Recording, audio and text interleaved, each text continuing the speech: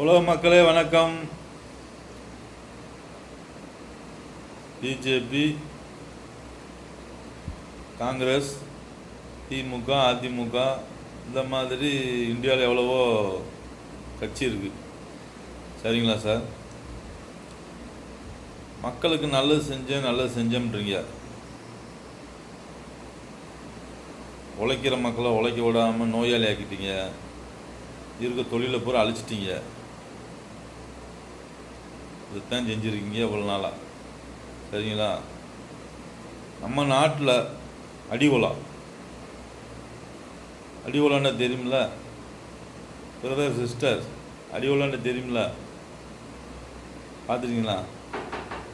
அடிவுல சண்டையெல்லாம் வந்திருக்கு. கடவுளோட மக்களுக்கு அந்த அளவுக்கு உதவி செய்யலை.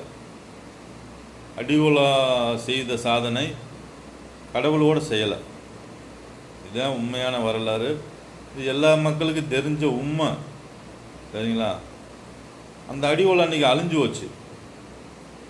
எதுக்கு சார் அழிய விட்டீங்க? மக்களுக்கு தேவையில்லையா? இன்னைக்கு தண்ணி தேவையில்லையா? சொல்லுங்கள் சார். நம்ம நாட்டில் எவ்வளோ அடிவுலா இருந்துச்சு. மக்கள் அடிவுலாவை அடித்து தண்ணி பிடிச்சாங்க. உடம்பு ஆரோக்கியமாக இருந்துச்சு. சரிங்களா?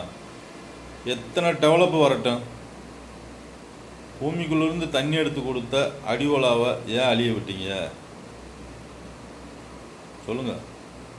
உங்கள் 4 பேர் கண்ட்ரோலில் தானே நம்ம இந்தியா இருந்துச்சு. அப்போ அடிவுலா அழிஞ்சு வச்சுல. இது சரியா? மக்களை சொல்லுங்கள்.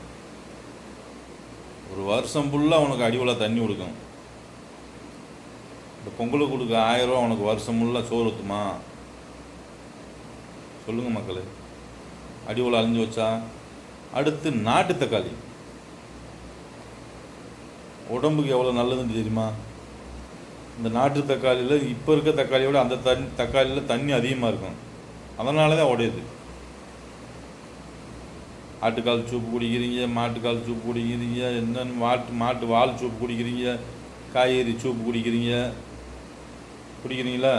அப்போ தக்காளிக்குள்ளே எவ்வளோ தண்ணி இருக்குது? தண்ணி அதிகமாக இருந்தால் நல்லது தானே? அந்த தக்காளி வேகமாக பசிக்கும். இந்த தக்காளி லேட்டாக தான் பசிக்கும். சரிங்களா? அந்த தக்காளியை நீங்கள் ஏன் அழிய விட்டீங்க? உங்கள் 4 பேர் கண்ட்ரோலில் தான் இருந்துச்சு. ஒரு விவசாயம் அழியலாமா? சொல்லுங்கள் சார். ஒரு முட்டை எவ்வளோ பாதுகாப்பை கொண்டு தரீங்க?